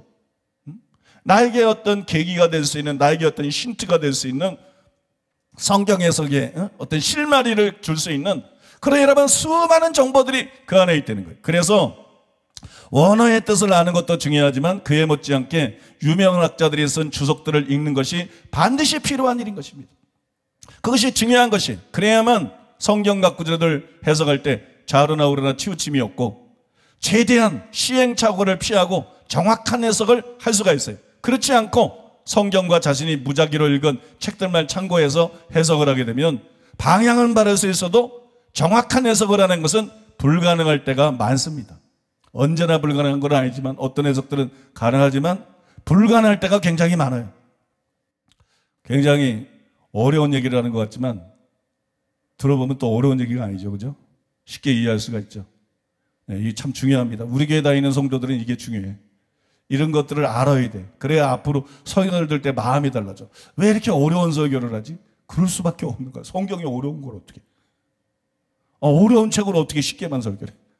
성경이 어려워. 여러분 성경이 쉽나요? 나는 성경 연구하면서 죽을 것 같아. 나는 어제도 죽을 뻔했어. 나는 어제도 죽을 뻔했고 지난주 토요일도 죽을 뻔했고 막 수양관에서도 죽을 뻔했고 막 성경 연구하면서 죽을 것 같아. 너무 어려워가지고.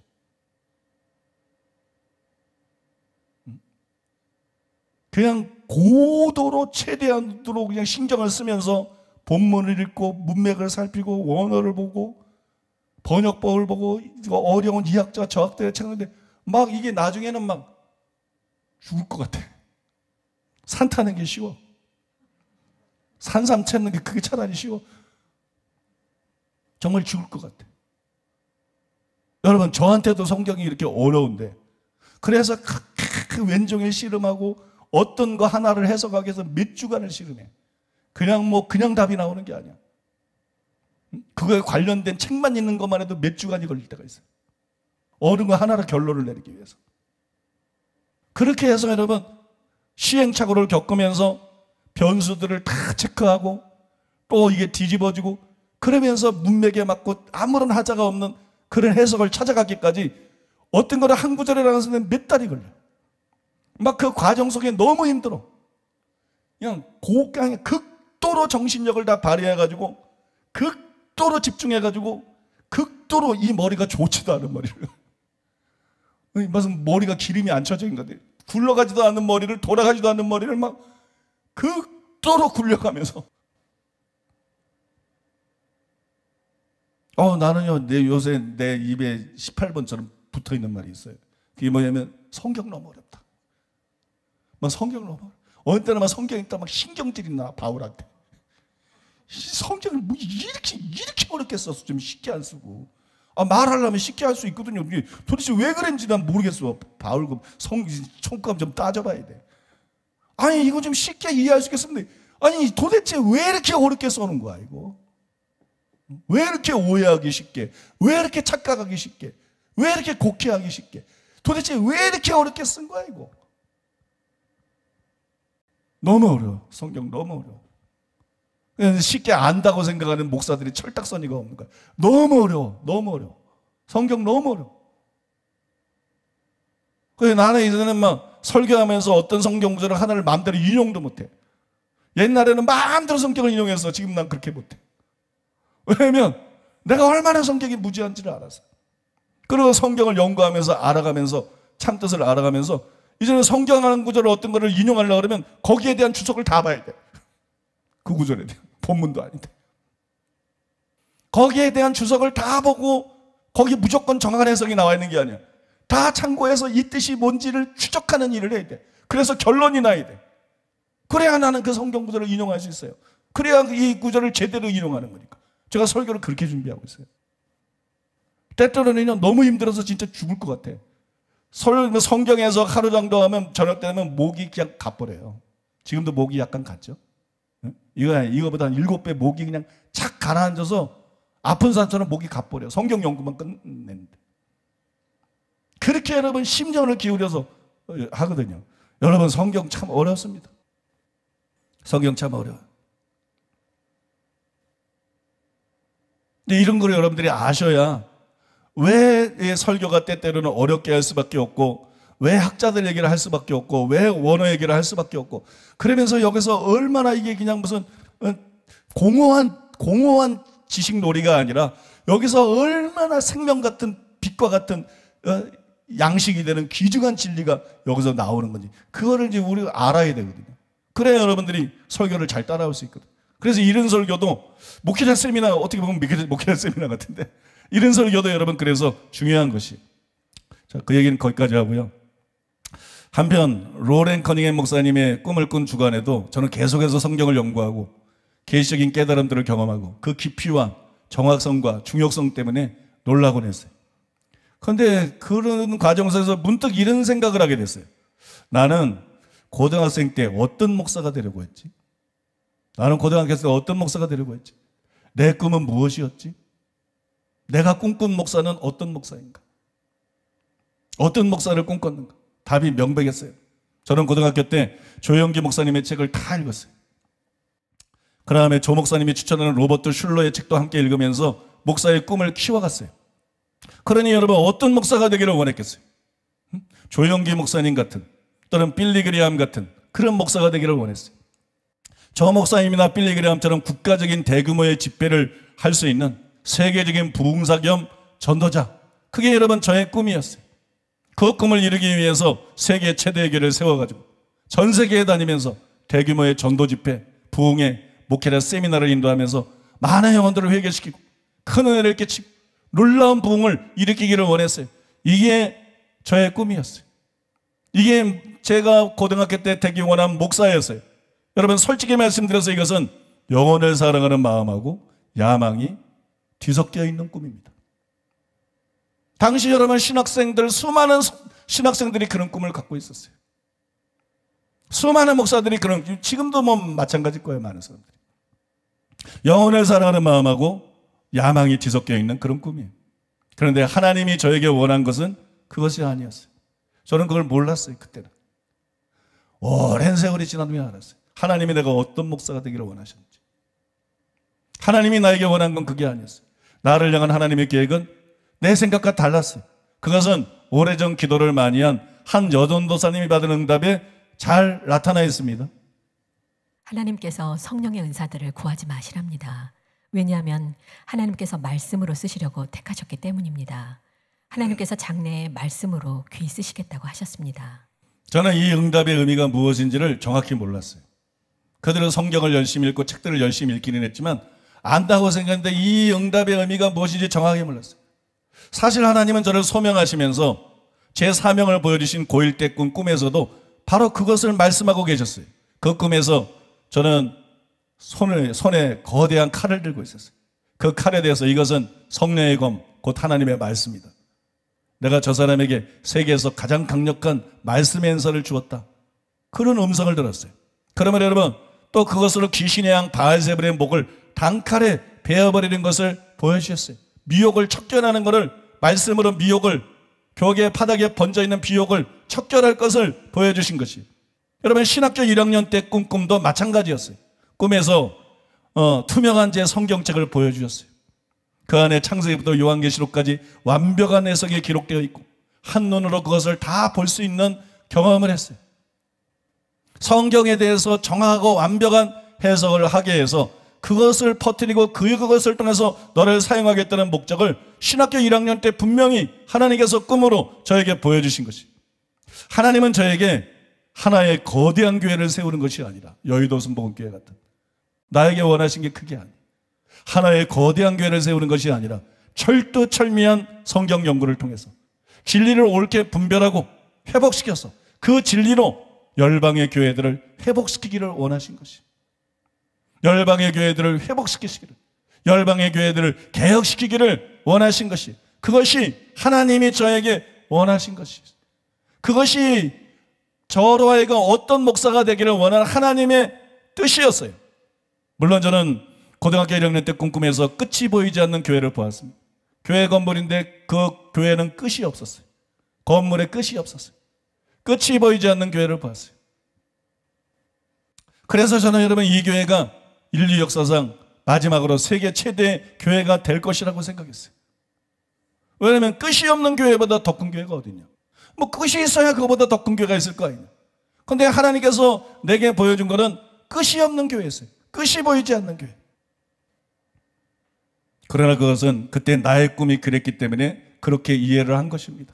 그 꿈을 보고 나의 꿈이 그랬기 때문에 그 렌즈로 그렇게 이해를 한 것이. 여러분 최근에 하나님께서 이 꿈을 꾸게 하시고 난 다음에 그 꿈의 의미가 저에게 다르게 이해가 되더라고요.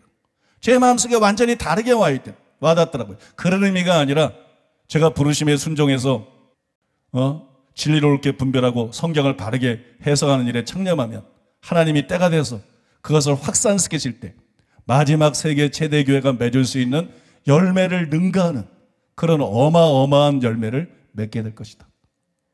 세계 최대 교회가 할 수 없는 그런 어마어마한 열매를 진리의 확산을 통해서 전 세계적으로 끝이 보이지 않는 그런 열매를 맺게 될 것이다.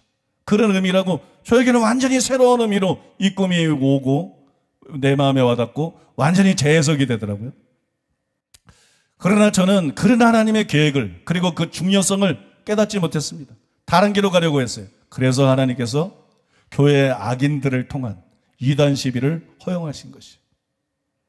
하나님이 허용하지 않고 이 일이 일어나겠습니까?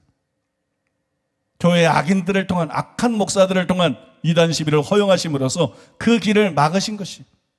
교회가 그때 무섭게 성장하는데 계속 성장하면 세계 곳곳에서 목회나 세미나에서 집회에서 그죠? 저를 부를 것이고 얼마나 바쁘게 살겠어요. 여러분도 아시는 바와 같이 저는 제가 가진 꿈과 달리 밑바닥 개척교회를 15년 동안 했습니다. 꿈이 저에게 상처가 됐어요. 꿈을 생각하면서 혼자 베개 입에 눈물을 적시곤 했어요. 주님, 저는 정말 믿었습니다. 저는 그 꿈을 꾸고 그 꿈이 될 거를 1%의 의심도 없이 지나간 과거라고 생각할 정도로 저는 온전히 믿었습니다. 믿고 믿었습니다. 근데 제 인생이 이렇게 될 줄은 몰랐습니다. 저의 미래가 이렇게 될 줄은 몰랐습니다. 그런데 초자연적으로 서울에 교회가 생겼어요. 매주 새신자들이 몰려오면서 이제 내 꿈이 실제로 성취될 수 있겠구나 기대가 생겼어요. 그때 이단 시비가 일어났어요. 그때 이단 시비가 일어나고 저의 꿈이 다시금 멀어져 갔어요. 그런데 이단으로 거짓 음해를 당하고 보니까 나쁜 것만 있는 게 아니라 좋은 것이 있는데 시간이 남아 들어갔네요. 어디도 오래는 데가 없어요. 만날 사람도 없어. 갈 데도 없어. 응? 아무 데도 오라는 데도 없고 갈 데도 없어. 성경 연구할 시간이 충분하게 주어졌어요. 또 거짓되고 악랄한 이단 사냥꾼들과 그들에게 휘둘리는 오만하고 거짓된 거대 교단들, 이들을 상대로 아무도 도와주는 일 없이 조영기 목사는 교단이 도와주고 얼마나 많이 도와줬어요. 윤석전 목사님은 교단이 도와주고 얼마나 많은 사람이 도와줬어요. 세상에 대한민국에서 나는 호롤단신이었어요. 교회도 초대형 교회가 되기 전에 공격이 들어왔고 대한민국에서 나는 완전히 버려둔 고아와 같았어요. 나는 완전히 외계인 땅에 떨어진 목사와 같았어요. 아무도 나를 도와주는 사람이 없었어요. 교단도 누구도 어떤 목사도 언론도 아무도 나를 도와주지 않았어요. 샤렬단신으로 거짓된 이단 사냥들과 통합, 합동, 고신, 백석, 이 악한 교단들, 이 거대 교단들과 혼자 합신, 예성, 기성, 이 교단들과 여러분 혼자 샤렬단신으로 치열하게 싸워야 됐어요. 그들과의 논쟁에서 혼자 이겨야 됐어요. 학자들, 교수들, 목사들이 나와서 변론하는 것을 나 혼자 그거를 이겨야 됐어요. 그들을 이기기 위해서 치밀하게 성경을 연구하고 또 정교하게 다듬고 또 정교하게 개념 파악을 하고 끊임없이 연구해야 됐어요. 더구나 여러분 같은 기독교인들도 오해를 하고 핍박을 하는데 여러분 같은 기독교인들이 오해와 핍박을 받으면서 누가 우리 교회에 나오려고 그러겠어요? 누가 우리 교회를 다니려고 그러겠어요? 진짜 우리 교회 다니는 사람들은 상 줘야 돼요. 진짜 우리 교회 다니는 사람들은 천국에서 상이 클 거라고 저는 믿습니다. 천국에서 상이 우리 교회 다닌다는 것만 해도 천국에서 상이 클 거라고 믿습니다. 그래서 여러분 우리 교회 다니게 만들기 위해서라도 다른 목사들과는 수준이 다른 특별히 은혜스럽고 깊고 그 다음에 정확한 설교를 해야만 됐어요. 그래야 영생의 말씀이 여기 있음에 우리가 뉘게로 가오리까. 우리 성도님들이 18번이죠. 영생의 말씀이 여기 있으면 우리가 뉘게로 가오리까. 그리고 여러분 다른 교회로 가지 않고 교회에 출석할 거 아니겠어요? 이런 저런 여러 가지 이유로 인해서 저는 불갑을 더 성경을 연구하고 설교 준비에 창념할 수밖에 없었습니다. 그렇게 오늘날까지 살아왔어요. 그렇게 오늘날까지 이르렀어요. 다른 얘기 같지만 저는 김옥경 목사님의 부르심 중에 하나가 선지자라고 생각을 해요. 최근에 그런 생각이 저에게 아주 뚜렷해지더라고요. 김옥경 목사님은 사도가 아니다. 그런 의미에서 선지자가 아니고, 내가 김옥경 목사님을 보니까 김옥경 목사님에게 있는 강력한 기름 부음 중에 하나가 뭐냐? 그 부르심 중에 하나가 뭐냐? 그게 선지자더라고요. 선지자. 저는 김옥경 목사님하고 동역자로 지낸 오랜 시간과 경험을 통해서 김옥경 목사님에게 강한 선지자의 기름 부음이 있다는 것을 확인할 수가 있었어요. 제가 가장 놀란 경우는 2017년도였어요. 2017년도에 김옥경 목사님이 받은 특별한 응답이었어요. 당시 여러분 김옥경 목사님 때문에 뭐 세계적인 치유부흥이 일어나고 이제 경이로운 그런 치유의 기력들이 계속 막 일어나고 있을 때였는데, 그래서 다 이렇게 압도당하고 놀라고 있을 때인데 김옥경 목사님이 하늘에서 내려오는 두루마리를 봤어요. 하늘에서 내려오는 두루마리를 봤는데 그게 펼쳐지는데 그 안에 쓰여진 게 글자가 아니었어요. 글자가 아니라서 아무도 읽을 수가 없어. 이게 무슨 내용인지 알 수가 없어. 두루마리는 무슨 내용을 갖고 있는 건데 읽을 수가 없어요. 그 두루마리의 내용을 보니까는 마치 숨은 그림 찾기 같았다 그랬어요. 숨은 그림 찾기 같은 그런 그림이라서 이게 도대체 뭘 말하는 거지? 하늘에서 하나님께로부터 온 것인데 알 수가 없었어요. 아무도 그 내용을 알 수가 없었어요. 근데 그걸 계속 보고 있는데 하나님께서 김옥경 목사님에게 그걸 읽을 수 있도록 하셨어요. 뭐라고 읽었느냐? 메네 메네 데겔 우바르신. 이 아니고 웃으시라고. 여러분 거기 뭐라고 써 있느냐? 이렇게 써 있어요. 더 크고 온전한 것이 오고 있다. 그것은 하늘에서 하나님이 이미 승인하신 것이다. 이미 확정된 것이고 아무도 막을 수 없고 반드시 일어나게 될 것이다. 저는 이 말을 듣고 당연히 이것이 김옥경 목사님과 사랑하는 사람들에 대한 예언이라고 확신했습니다. 당연히 그렇게 생각했어요. 근데 나중에 말이 슬슬 들려오는데 이상한 말이 들려와요. 본인이 그런 응답 받았으면 책임을 져야지. 그래서 이제 막 더 크고 온전한 걸 보여줘야지, 이제 사삼을 통해서. 그래야 되는데 이상한 소문이 슬슬 들려오는데 어떤 소문이냐 그러면 더 크고 온전한 것이 오는데 그것은 교회의 모든 분야를 온전한 교회의 모든 분야에 온전한 변화를 가져올 것인데 담임 목사님이 선포하는 진리를 통해서 오게 된다. 공을 나한테 살짝 떠넘기더라고. 아니, 더 크고 온전한 걸 본인이 보여줘야지. 아니, 왜 가만히 있는 나한테 담임 목사님의 설교를 통해서 오게 된다. 김옥경 목사님이 직접 저에게 목사님의 말씀의 수준이 완전히 다른 차원으로 올라가게 될 것이고 그것을 통해서 더 크고 온전한 것이 한 번만이 아니라 계속 밀물처럼 몰려오게 될 것입니다. 갈수록 태산이에요. 여러분 제가 이 말을 믿었을까요? 네? 믿었을 것 같으세요? 저는 이 말을 불신했습니다. 저는 이 말을 조금도 믿지 않았어요. 말도 안 되는 소리다. 왜 제가 믿지 않았느냐? 첫째는 내가 그럴 만큼 영적으로 대단한 사람이 아니다. 우리 교회에 이렇게 치유부흥들이라고 놀라운 일이 일어나고 있는데 그보다 더 크고 온전한 것을 다 풀어놓고 가져올 수 있는 내가 그렇게 영적인 무슨 대단한 사람이 아니다. 나는 그렇게 영적인 거장이 아니다. 그런 사람이 아니다. 이것 때문에 믿을 수가 없었고, 또 하나는 여러분 2015년부터 전한 다이아몬드 같은 진리, 이 다이아몬드 같은 진리를 설교한 뒤이기 때문에 학자들의 책을 굉장히 열심히 읽고 있었어요. 그런데 지금과 완전히 차원이 다른 수준으로 올라가게 된다. 나는 그거 이해할 수가 없었어. 왜냐면 나는 그걸 경험하고 있었어. 내 딴에는 이제 학자들의 책도 열심히 읽으면서 다이아몬드 같은 진리를 설교하고 감동을 하고 이러면서 이제 설교의 수준이 달라지고 나는 이제 근데 이거하고 완전히 차원이 다른 그 뒤에 얘기니까 이거하고 완전히 수준과 차원이 다른 더 크고 온전한 것이 온다. 나는 그걸 믿을 수가 없더라고. 그래서 저는 이렇게 생각했어요. 지금처럼 계속 계시적으로 설교를 받고 그동안 성경을 열심히 읽고 연구한 것과 광범위하게 독서한 것을 포함하고 그 위에 학자들의 책을 열심히 읽고 설교를 준비해서 하면 되는 것이지, 여기서 좀 나아지거나 더 발전하거나 그런 게 있는 것이지 무슨 차원이 다른 무슨 여기서 차원이 다른 게 뭐가 있겠어. 그런 게 어디 있어. 그런 설교가 어떻게 있을 수가 있겠어. 그런 건 존재할 수가 없어. 저는 그렇게 생각했어요. 그래서 저는 그런 걸 상상할 수가 없었어요. 그리고 왜 제가 믿을 수 없었냐면 제가 젊어서부터 동서고금의 그런 기독교 서적을 두루 섭렵하면서 살아왔거든요. 그런데 동서고금의 수많은 하나님의 사람들의 책을 내가 읽었는데 어디서도 그런 걸 본 적이 없어요. 지금 내가 다이아몬드 같은 진리라는 설교를 한 게 그거를 뛰어넘는 설교들이었어요. 그 동서고금의 그 위인들의 설교들을 뛰어넘는 설교였는데, 그런데 이거보다 뭐 완전히 차원이 다른 수준의 설교가 있다. 나는 어느 책에서도 그런 사례를 보지 못했어. 웨슬리나 핀이나 뭐 어떤 학자나 설교자의 책에서 그런 차원이라고 말할 수 있는 그런 거를 제가 본 적이 없어요. 그래서 여러분 완전히 불가능한 얘기다.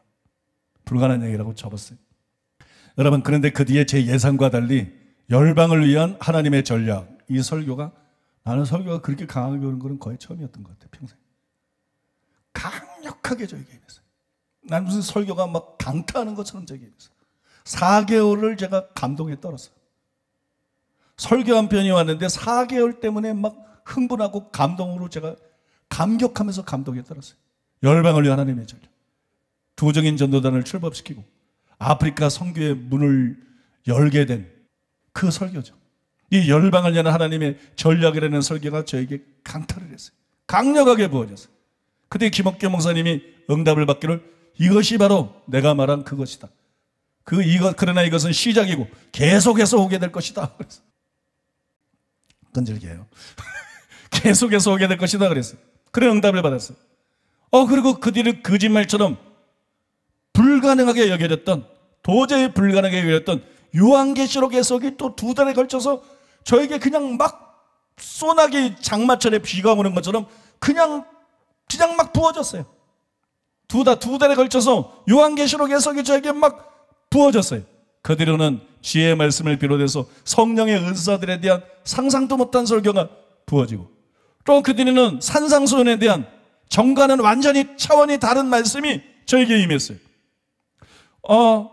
그리고 이제는 산상수훈은 이제 시작했을 뿐인데, 마치기도 전인데, 갈라디아서에 대한 완전히 개신교를 뒤엎어 놓을 수 있는, 뒤바꿔 놓을 수 있는, 정말 종교개혁을 완성할 수 있는, 여러분들이 그걸 들어보면 너무너무 기가 막힙니다. 이게 뭐 예술이야, 신비야. 이 갈라디아서에 대한 해석이 저에게 임했어요. 그러더니 갈라디아 해석이랑 연결돼서 로마서에 대한 해석들이 또 수많은 말씀들이 저에게 계속 깨달아지고 정리가 되고 임하고 있어요. 그러더니 이제는 야고보서 2장에 대한, 야고보서 2장, 이 두루뭉실이 보면 저기 옛날에 현신의 권사님이 치유성에 보면 저기 두루뭉실이가 걸어온다 이러면 안진뱅이를 말하는 건가 아마? 저기 두루뭉실이가 걸어온다. 근데 나를 포함해서 우리 목사들이 두루뭉실이야. 성경을 말하는데 두루뭉실하게, 성경을 말하는데 두루뭉실하게, 성경 설교를 하는데 두루뭉실하게 해석하고 설교를 해. 나 자꾸 그 생각이 들어. 저기 두루뭉실이가 온다. 그냥 두루뭉실해. 야고보서 2장 알죠? 그런데 야고보서 2장에 대한 이 차원이 다른 놀라운 해석이 또 저에게 주어졌어요. 그걸 포함해서 칭의에 대한, 이 칭의에 대한 제목도 다 주셨어요. 제목이 뭐냐면 루터의 시각으로 바울과 야고보를 보지 말라. 루터의 시선으로 바울과 야고보를 보지 말라. 이게 여러분 그냥 이 설교가 그냥 환상입니다. 환상. 그게 예술이야, 예술. 그냥 어떤 설교가 아니라 이거는 환상이고 예술이고 작품이야. 얼마나 기가 막힌지. 얼마나 기가 막힌지. 그래 내가 산상수훈을 어느 정도 설교하다가 이번 주부터 제가 이 산상수훈에 대해서 벌써 한 6개월 설교할 걸 준비해놨어요. 원고를. 요새는 내가 말씀에 청렴하면서 살기 때문에. 그래서 산상수훈 어느 정도 설교하고 제가 때가 되면 오늘 이제부터 요 설교를 준비해가지고 그 설교를 하려고 그래요. 그럼 도대체 설교는 다 언제 하려고 그럽니까? 코로나 끝나기만 빨리 기도하시면 돼요. 코로나 끝나기 기도해서 이 설교가 준비되어 있으면 집회해버리면 돼. 그래서 집회해가지고 뭐 설교하고 그렇게 해서 막 떼어나가면 되니까 그 뭐 염려 안 하셔도 되고요. 제가 지금 무슨 말씀을 드리고 있느냐? 나는 안 믿었어요. 그렇게 존재한다는 걸 들어본 적도 없고 책에서 읽은 적도 없고 그래가 제가 그렇게 많이 읽었는데 그런 걸 본 적도 없고 그래서 여러분 안 믿었는데 김옥경 목사님이 한 대로 말씀한 대로 실제로 그게 저에게 이루어진 거예요. 그리고 그게 저에게 일상이 돼버린 거예요. 나에게 현재 그게 일상이 돼버렸어요. 그래서 제가 가끔 카페에 자꾸 글을 올리잖아요. 뭐 경이로운 말씀이 뭐 놀라운 말, 뭐 표현할 말이 없어. 경이롭다는 것도 맨날 써먹으니까 식상돼가지고 경천동지알 뭐 그다음에 코페르니쿠스, 내가 나같이 무식한 사람이 발음도 안 되는 코페르니쿠스적인 코페르니쿠스적인 아는 말들 하는 게 말이 짧거든요. 난 단순한 사람이라서 이렇게 고급 언어는 잘 모르거든. 그런 걸 제가 막 올리는 거예요. 경이겸에 사로잡혀서. 그런 여러분 카페에 올리는 것이 그게 진짜입니다. 거기서 내용을 굉장히 이렇게 섬세한 내용들이라서 설명하려면 너무 힘들어. 그래서 그냥 무슨 주제라는 것만 얘기해서 여러분들이 전혀 알 수가 없어. 그 내용을 봐가지고.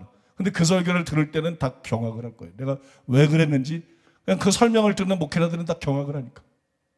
부분적인 설명을 들은 사람들은 다 그냥 경악을 하니까. 그러니까 여러분, 이게 여러분 저에게 현실이 됐어요. 그런데 이거는 분명히 말씀을 드려야 돼요. 오늘날처럼 제가 성경을 경이롭게 깨달을 수 있게 된 것은 제가 잘나서가 아니에요. 제가 잘나서가 아니고 이미 말한 것처럼 저는 지금처럼 성경을 깨닫는, 정확하게 또 깊게 깨닫는, 분별하는 그런 수준이 존재한다는 것도 몰랐어요. 그 존재한다는 걸 모르니까 어떻게 했어요? 당연히 기대도 안 했어요. 나는 그런 거를 기대해 본 적이 없어요. 제가 설교할 때 가끔 말씀드리잖아요. 나는 이런 수준이 존재한다는 걸 몰랐다. 나는 이런 설교를 꿈꿔본 적도 없다. 나는 이런 설교를 기대한 적도 없고, 이런 설교가 있다는 것도 몰랐고, 나는 이런 설교를 꿈꿔본 적도 없다. 그런데 웬 말인지 왜 이랬는지 갑자기 여러분 제가 그런 수준으로 올라가 버렸어요. 내가 기도를 더 많이 한 것도 아니고, 내가 대단히 영성이 더 뛰어나게 된 것도 아닌데 그냥 갑자기 그런 수준으로 올라가 버렸어요. 그리고 저는 압니다. 제가 분명히 아는 게 뭐냐, 이게 우연이 아니라는 것을. 이거는 우연이 아니에요. 이거는 하나님께서 목적을 가지고 어렸을 때부터 오늘날까지 저를 꾸준히 이끌어 오신 결과예요. 하나님께서 약 반백년 동안 한 걸음 한 걸음씩 오늘의 일까지 저를 인도하셨어요. 저에게는 멘토가 없습니다. 신학교에 나왔지만 기억에 남는 교수도 거의 없어요. 나에게 큰 영향을 주게 준 교수가 없어요. 여러분, 저에게는 멘토가 없어요. 저는 어렸을 때부터 성령님을 저의 멘토로 삼았어요. 그래서 성령님을 나의 스승님이라고 불렀어요. 그리고 성령님을 의지했어요. 성령님이 나를 가르쳐 주시고 인도해 주시기로 그랬어요. 그랬더니 하나님께서 실제로 성령님을 통해서 저의 멘토가 돼 주셨어요. 그래서 한 걸음 한 걸음 인도해 오셨어요. 그거를 나중에 갈라디아서 설교할 때 제가 여러분들에게 설명해 드릴 것인데, 통전적인 이해가 뭔가. 그 통전적인 이해는 과정을 밟아야 할 수 있는 거예요. 그냥 이렇게 할 수가 없는 거예요. 그 과정을 다 밟아야 종합해서 이해할 수 있는 게 통전적인 이해예요. 성경을 통전적으로 이해할 수 있도록 하나님께서 어렸을 때부터 지금에 이르기까지 계속해서 내가 모르는 한 단계 한 단계 이 성경을 해석하는 단계로 하나님께서 저를 이끌어 오셨어요. 그래서 여러분, 오늘에 이르게 하신 거예요. 이거는 왜 그런 것이냐? 태초전에 작정하신 하나님의 뜻을 이루기 위해서. 그래서 오늘날 저에게 부어지고 있는 경이로운 깨달음은 이거는 여러분 하나님의 은혜입니다. 하나님의 은혜고, 이거를 통해서는 제가 영광 받으면 큰일 납니다. 이거를 통해서는 오직 하나님만 영광을 받으셔야 됩니다. 믿습니까? 그래서 제가 그 하나님이 주시는 깨달음과 말씀 때문에, 그 차원 때문에 막 경이감을 느끼고 감동하고 막 놀라고 기뻐하고 뛰면서도 마음이 교만해지지 않는 거예요. 그것 때문에 조금도 마음이 교만해지지 않는 거예요. 이게 하나님의 은혜라는 것을 너무 잘하는 거예요. 이게 내 공로가 아닌 거, 이게 하나님의 목적을 이루기 위해서, 그 목적을 이루기 위해서 하나님이 나를 택하셨고, 하나님께서 주권적으로 나를 이끌어 오셨고, 그 다음에 이 은혜를 부어주고 있다는 것을 너무나 잘 알기 때문에 그걸 온전히 하나님만 영광을 받아야 될 줄로 믿습니다.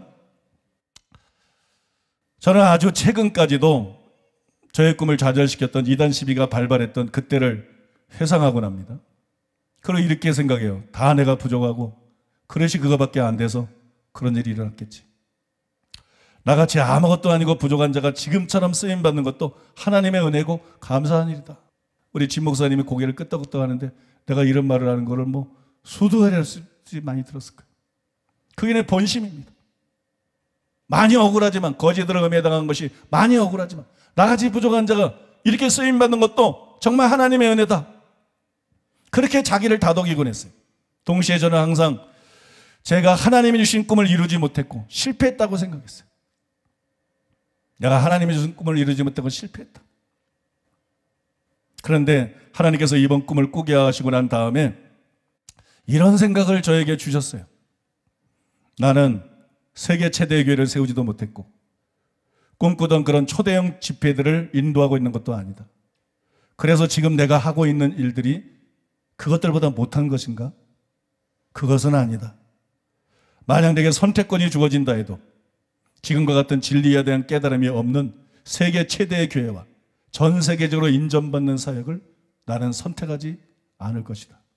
비록 누명을 썼고 그리고 교회가 지금 규모밖에 안 되더라도 진리에 대한 깊고 정확한 이해를 선택할 것이다. 왜냐하면 그것이 훨씬 더 귀한 것이기 때문이다. 또 여러분 이런 생각도 저에게 주셨어요. 비록 내가 많이 부족하지만 내 인생이 실패한 것이 아니구나. 나는 지금까지 내 인생이 실패했다고 생각해 왔는데 내가 많이 부족하지만 내 인생이 실패한 것이 아니구나. 나는 지금 하나님이 나를 택하시고 부르신 목적을 위해서 정로를 걸어가고 있는 것이구나. 정로를 걸어가고 있는 것이구나. 그리고 하나님은 나를 통해서 이루시기로 목적하신 바를 반드시 이루시겠구나. 그런 믿음이 제 안에 들어왔어요. 제가 생각한 것보다 오늘 설교가 좀 길어요. 이제 조금 남았으니까 마무리는 어차피 져야 되니까 힘을 내서 설교할 테니까 여러분들도 힘을 내서 더 집중해서 들어주시기 바랍니다. 이게 제가 요새 성경 연구를 하면서 목소리 자체가 가라앉아 있잖아요. 진짜로 막 어느 때는 죽을 것 같으니까 너무 힘들어서 막 어느 때는 막 죽을 것 같아. 그래서 그것 때문에 체력이 많이 떨어져 있어요. 앞으로도 이거는 여러분들이 좀 기도해 주셔야 될 문제인 것 같아요. 이전하고는 이 체력을 쓰는 게 너무 틀려. 그냥 앉아 있는데도 이 정신을 완전히 초집중해가지고 계속 묵상한다는 게 그것도 돋보기 안경 끼고 그냥 몇 시간을 어려운 책을 읽으면서 서로 막 비교하면서 그렇게 한다는 게 생각보다 이게 체력 소모가 엄청나더라고요. 체력 소모가 엄청나더라고요. 진짜 산 타는 것보다 더 힘들어. 그렇게 그런 기도도 좀 해주시기 바랍니다. 여러분 사실 세계 최대의 교회는 매 시대마다 있어 왔어요. 그죠? 세계 최대의 교회는 매 시대마다 있어 왔고 나이지리아에 가면 성도 수가 500만 명이 넘는 그런 거대 교회도 있어요. 그런 교회들도 필요하죠. 그런 교회들도 중요하고 또 그런 교회의 역할들도 중요합니다. 하지만 그것이 진리가 무너짐으로 변질되고 쇠퇴해가고 있는 개신교 전체를 개혁하고 갱신하는 것보다 더 귀한 것은 아니에요. 세계 최대의 교회를 세우는 것보다 진리를 옳게 분별하고 바르게 정립을 하고 퍼뜨려서 교회를 개혁하고 새롭게 하는 것. 그 결과 전 세계 교회를 회복시키는 것. 이게 하나님 보실 때는 더 절박한 일이라는 것. 이게 하나님 보실 때는 더 중요한 일이다. 이것이 하나님 볼 때는 더 큰 일이다. 따라서 진짜 중요한 일은 뭐냐? 진짜 중요한 것은 제가 우리 교회보다 10배, 100배나 큰 교회를 목회하는 것도 아니고 대규모 세미나나 집회 주강사로 서서 설교하는 것도 아닙니다. 진짜 중요한 것은 제가 현재 있는 자리에서 죽는 날까지 다른 데 눈 돌리지 않는 것이에요. 교회에서는 목사들이 저를 만나려면 굉장히 힘들어요. 제가 거의 안 만날 때. 앞으로는 7배는 더 힘들 겁니다. 그렇게 시간을 낭비할 시간이 없기 때문에. 나이도 들어가고 건강도 문제는 없습니다만 이제 나이가 드니까 체력이 딸리잖아요. 이제는 다른 데 쓸 시간이 없어요. 다른 데 쓸 체력이 없어요. 나 만나려고 생각하지 마요. 교계에 나를 아는 목사님들, 지인들 나 만나려고 생각하지 마요. 난 그럴 시간이 없어요. 신학교 강의도 없애버렸어요. 내가 신학생 가르치면서 낭비할 시간이 없다. 너무 시간이 아깝다. 그 시간에 말씀하고 씨름해야지. 그 내가 하는 말씀을 정립하고 그래서 그거를 설교하고 그거를 후세를 위해서 책으로 남겨야지. 올바른 진리들을 정립해서 남겨야지. 제가 여러분 다른 것에 신경 쓰지 않고 다른 것에 마음 빼앗기지 않고 오직 말씀에 창념하고 말씀을 연구하고 말씀을 정립하고 그것을 설교하고 책으로 출판하는 거 믿습니까? 이 일을 하는 것이 하나님이 내게 원하시는 일이에요. 저는 그걸 너무 분명히 합니다. 이 일을 원하는 게 하나님 나에게 원하는 거예요. 나에게 원하는 것은 세계적인 전도자나 부흥사가 아니었구나. 이 일이 원하는 것이 하나님 나에게 원하는 거고. 그럼 내가 하나님을 위해서 할 수 있는 최고의 일이 무엇일까? 내가 하나님을 위해서 할 수 있는 가장 큰 일이 무엇일까? 힘듭니다. 피곤합니다. 진액이 빠집니다. 내가 하나님을 위해 할 수 있는 최고의 일이 뭘까? 바로 이 일이다. 내가 하나님을 위해서 할 수 있는 가장 큰 일은 바로 이 일이다. 그래서 저는 최근에 한두 번 결심한 게 아니에요. 나는 이 일을 하다가 죽겠다. 나는 죽을 때까지 이 일을 하다가 죽겠다. 말씀 연구하고 분별하고 정립하고, 그래서 설교하고 책 쓰고, 나는 이 일에 집중하다가, 나는 이 일에 전념하다가 죽겠다. 여러분, 실제로 저는 그렇게 살다가 죽을 것입니다. 그것이 제 사명이고, 그것이 하나님이 저에게 원하는 거라고 생각해요. 이제 결론이라고 말할 수 있겠죠. 여러분, 끝으로 여러분 어떻게 생각하시나요? 과연 제가 말씀을 연구한 일에 창념하고 많은 책들을 써내면 그것이 전 세계로 번져갈까요? 지금 보면 안 그럴 것 같잖아요. 그게 전 세계로 번져갈까요? 그래서 과연 그것이 열방의 교회들을 새롭게 할까요? 개신교를 새롭게 할까요? 개신교, 침체되어 있는 개신교에 다시금 전성기를 가져올 수 있을까요? 부흥의 시기들을 가져올 수 있을까요? 저는 개인적으로 그렇게 될 거라고 믿습니다. 저는 개인적으로 그렇게 될 거라고 믿어요. 하나님이 이번에 꿈을 꾸게 해주신 것도 그런 믿음을 가지라고 그 꿈을 저에게 꾸게 하신 거라고 생각합니다. 저는 그렇게 될 거라고 믿습니다. 그 다음에 저는 여러분도 그걸 믿어야 한다고 생각합니다. 되고 안 되고 그건 둘째 문제예요. 우리는 그걸 믿어야 됩니다. 우리는 그걸 목표로 삼아야 됩니다. 우리는 그걸 위해서 힘쓰고, 그걸 위해서 애쓰고, 그거를 위해서 살아가야 됩니다. 믿습니까? 저는 그래야 된다고 생각해요. 제게는 이미 3가지 확실한 증거들이 있습니다. 첫 번째로는 서울의 사랑하는 교회가 개척되는 초기에 하나님께서 김목경 목사님에게 환상을 보여주셨어요. 전 세계 5대양 6대주를 보여주셨어요. 각 나라에서, 각 대륙에서, 각 나라에서 수많은 사람들이 손을 들고 있었어요. 그리고 그 손에 제 책이 들려져 있었어요. 전 세계 모든 나라, 전 세계 모든 대륙, 도시, 시골 곳곳에 사람들이 손을 들고 있는데 그 손에 제 책들이 들려 있었어요. 그 하나님께서 그게 여러분 서울의 교회가 생겨져서 우리 교회가 몇백 명 모이지도 않는 그때 본 것입니다. 그리고 하나님께서 김옥경 목사님에게 말씀한 거예요. 때가 되면 담임 목사가 쓴 책이 전 세계에서 읽혀질 것이다. 전 세계로 퍼져나가고 전 세계에 읽혀질 것이다. 저는 여러분 하나님이 주신 그 응답이 이루어질 걸 믿습니다. 그 다음에 두 번째로는 여러분에게도 소개해드렸죠. 하나님은 제게 제 책들에 대해서 말씀하셨어요. 수개월 전인가 저에게 말씀하셨어요. 차를 타고 가는데 때가 되면 내가 터뜨리리라. 조급해하지 말아라. 낭만하지 말아라. 때가 되면 내가 터뜨리라. 때가 되면 내가 너의 책이 전 세계로 퍼져나가도록, 전 세계로 읽히도록 내가 터뜨릴 것이다. 그 다음에 여러분 세 번째는 오늘 여러분들에게 소개한 로렌 커닝햄이 꿈에 나타나서 예언한 것도 그 일이 실제로 일어나리라는 확증이지요. 하나님은 그 약속을 지키실 것입니다. 하나님은 그 약속을 지키실 것이고 실제로 참진리가 교파를 초월하고 나라를 초월해서 퍼져나가게 되고 그것을 통해서 수를 할 수 없는 목사들과 선교사들과 부흥사들과 전도자들과 교단들과 신학교들과 교회들이 깨어나게 될 것입니다. 아프리카에서 시작된 일이 아프리카 전역으로 퍼져나갈 것이고 결국에는 하나님이 일하심으로 우리는 못해 하나님이 역사하심으로 우리가 해야 될 일은 저는 성경 연구에 창념해가지고 설교하고 계속 책을 내는 거예요. 나는 내가 할 일을 하면 되는 거예요. 여러분은 여러분이 해야 될 일을 하면 되는 거예요.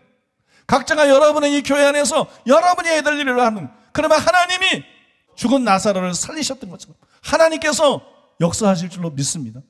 하나님께서 여러분 이루실 줄로 믿습니다. 사랑하는 성도 여러분, 이것이 바로 저와 여러분의 부르심입니다. 저와 여러분의 부르심. 제 설교를 갈라디아 설교까지 다 듣기 전까지는 아무런 상상도 하지 마세요. 아무런 상상도 하지 마세요. 여러분은 모릅니다. 누구도 모릅니다. 괜히 호들갑 떠는 것도 아니고 허풍 떠는 것도 아니고, 이 진리가 기독교를 새롭게 할 것입니다. 이 진리는 새로운 진리가 아닙니다. 성경 그대로의 진리입니다. 성경을 제대로 해석하지 못했을 뿐이에요. 두루뭉실하게 해석했을 뿐이에요. 이단은 아니지만 너무 두루뭉실하게 이해하고 두루뭉실하게 해석한 것이. 왜 여러분 신학생 때 하나님께서 유리처럼 투명한 성경책을 저에게 보여주셨겠어요? 겉장부터 소장까지. 그래서 성경이 덮여 있는데 창세기 1장 1절부터 계시록 마지막 절까지 다 그냥 눈에 들어왔어요. 그리고 빽빽하게 쓰여져 있는 창세기부터 계시록까지 완벽한 해석이 다 눈에 들어왔어요. 저는 여러분 실제로 그 꿈이 이루어지는 것을 경험하고 있어요. 마치 성경이 투시가 되는 것 같아요. 마치 성경이 투시가 되는 것 같아요. 뿌리까지 보이는 것 같아요. 밑바닥까지 보이는 것 같아요. 이 말씀이 무슨 뜻인지 전하고는 다르게 너무 선명하게, 너무 뚜렷하게 마치 투시가 되는 것처럼, 그리고 깨달아지는데 너무너무 기가 막혀요. 이 진리를 통해서 열방의 교회들을 회복시키고 변화시키는 거 믿습니까? 이게 여러분 우리의 사명입니다.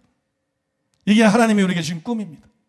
이게 또 여러분 꿈이 되어야 돼요. 이게 하나님의 꿈이에요. 이게 여러분 꿈이 되어야 돼요.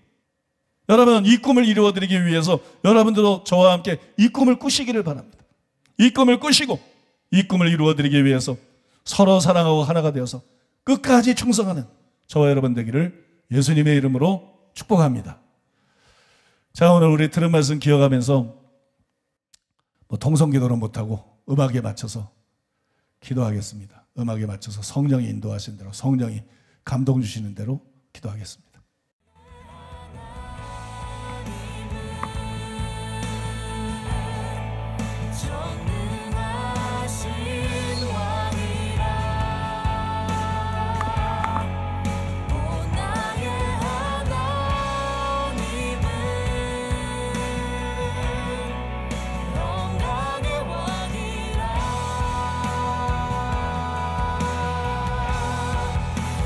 신실하신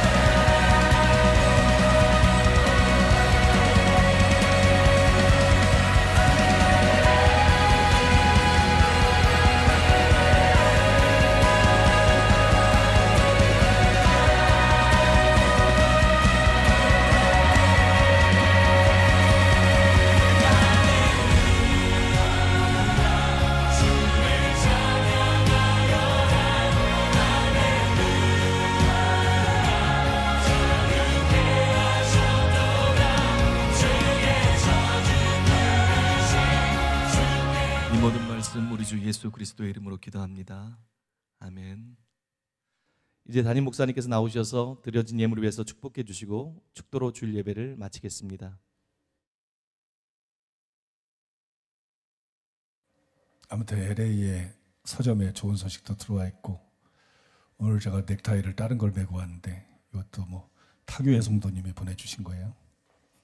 하나님이 약속한 대로 우리 할 일 열심히 하면 또 이 진리를 위해서 하나님께서 치유 부흥도 주신 거 아닙니까? 치유의 또 흐름을 타서 아프리카로, 전 세계로 결국 진리가 퍼져나가서 교회가 회복되는 역사가 일어날 줄로 믿습니다. 초대교회 같은 성경 그대로의 교회가 일어남으로써 정말 마디른 소금처럼 짓밟히는 게 아니라 세상에 빛이 되고 소금이 되는, 그 세상을 바꿔놓을 수 있는 그런 교회로 바뀌게 될 줄로 믿습니다. 기도하겠습니다. 고마우신 아버지 하나님의 사랑과 은혜를 생각할 때 감사드리고 찬송드리고 찬양드리며 주님께 영광을 돌립니다. 바울이 자기의 육신은 감옥에 매여 있지만 말씀은 매이지 아니하리라 말씀한 것처럼, 비록 코로나 사태 때문에 아버지 대면 예배가 매여 있지만 진리는 매이지 않을 것을 믿습니다. 유튜브를 통해서 진리는 매이지 않고 진리는 퍼져나갈 걸 믿습니다. 진리는 전파되고 진리는 역사하고 아버지 하나님이여 진리는 열매 맺게 될 것을 우리가 확실히 믿습니다. 그리고 아버지께 감사드리고 찬송드리고 찬양드립니다. 오늘 비대면 예배를 처음으로 드려봤는데 드릴만 합니다. 적응이 됩니다. 아버지 하나님, 예배 때마다 임재하여 주시옵소서. 더 강력하게 임재하여 주시옵소서. 또 가정에서 드리는 모든 성도들에게 두세 사람이 내 이름으로 모인 것에 나도 그들 중에 있느니라 말씀한 대로 비록 가족들 몇 명이 모여서 예배를 드리지만 임재하여 주시옵소서. 현장에서와 동일한 은혜를 베풀어 주시옵소서. 현장과 동일한 은혜를 베풀어 주시고 성령을 부어 주시옵소서. 은혜를 부어 주시고 성령을 부어 주시옵소서. 말씀으로 성령으로 강하게 만지시고 역사하여 주시옵소서. 주여 믿습니다. 아버지, 오늘도 아버지 하나님의 은혜에 감사해서 하나님 앞에 예물을 드렸습니다. 주일헌금 11조 감사헌금 각종 예물을 주 앞에 올려드렸습니다. 주님 바르시고 영광받아 주시옵소서. 높임받아 주시옵소서. 살아가는 모든 성도들을 예수님의 이름으로 축복합니다. 재물 얻을 능력을 주시옵소서. 심은 대로 풍성하게 거두게 하여 주시옵소서. 아브라함에게 큰 복을 부어주셨던 것처럼 하나님이 우리에게 주신 목적을 이루기 위해서 큰 복을 부어 주시옵소서. 성도들 하는 일들마다 손길마다 주님께서 큰 복을 부어 주시옵소서. 우리 교회적 차원에서 또 성도들 개개인이다 복의 근원 되게 하여 주시옵소서. 만민을 위한 복의 근원 될 수 있도록 주님께서 복 주시고 은혜 베풀어 주시옵소서. 이 자리에 임재 계신 주님, 각 가정에 예배드리는 그 자리에 임재 계신 주님, 주님 각 사람을 만져 주시옵소서. 각 사람을 치유해 주시옵소서. 예수님의 권세의 이름으로 명령하노니 모든 질병은 소멸될지어다. 머리끝부터 발끝까지 모든 질병은 소멸될지어다. 치유될지어다. 예수님의 이름으로 강건하게 될지어다. 예수님의 권세의 이름으로 명령하노니 머리끝부터 발끝까지 감기에서 암에 이르기까지 예수의 이름으로 치유될지어다. 예수의 이름으로 치유될지어다. 예수의 이름으로 치유될지어다. 모든 흑암에서는 원수마귀에서는 예수의 이름으로 각 성도들에게 손을 뗄지어다. 물러갈지어다. 떠나갈지어다. 예수의 이름으로 떠나갈지어다. 아버지 성령을 부어 주시옵소서. 성령으로 충만케 주시옵소서. 성령을 물부터 부어주시고 성령으로 충만케 하시고 성령이 부어신 은혜 가운데 넉넉히 기게 하여 주시옵소서. 승리하는 삶을 살아갈 수 있게 하여 주시옵소서. 예수님의 이름으로 축복하며 기도하옵나이다. 아멘.